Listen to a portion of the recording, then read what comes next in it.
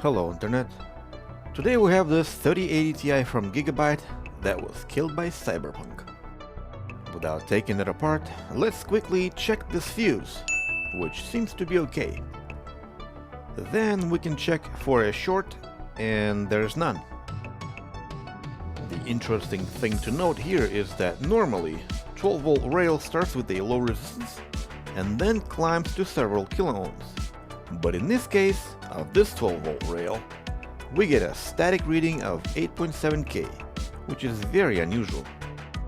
Its neighbor, on the other hand, is behaving the way you would expect, slowly rising to the top. Let's get her naked and see if we have a blown MOSFET or something. Let's check for a fuse, and the fuse is blown, but not 100%. I'd say about 1.3%. Explaining the reading of 8.7 kiloohms if you do the math. In other words, we have a short on 12 volt after the fuse. So let's replace the fuse and then we'll see.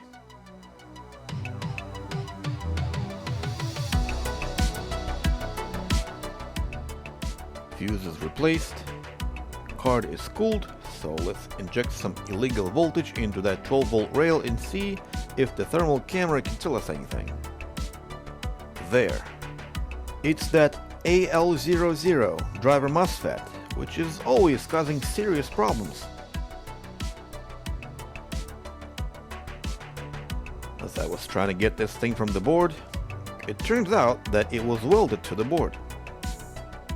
Forcing it out will damage the board, making this repair much more difficult. So one thing to do at this point is to grind it away instead.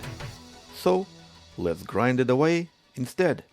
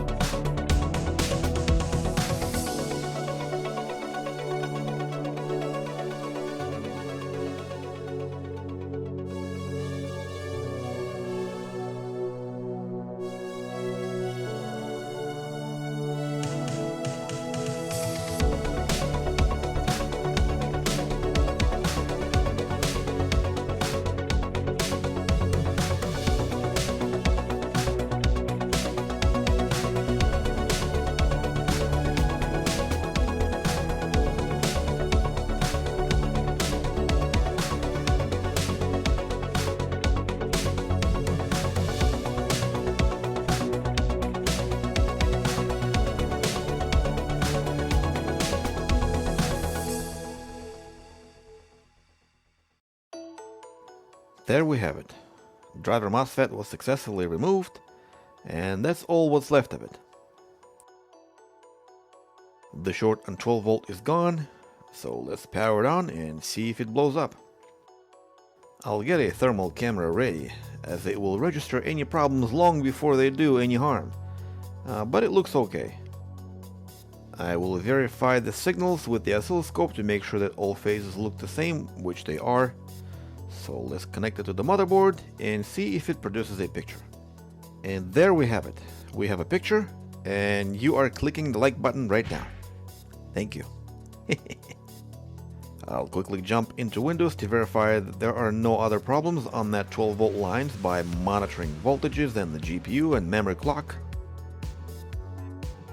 And with that done, let's put this thing together and see if it passes the tests.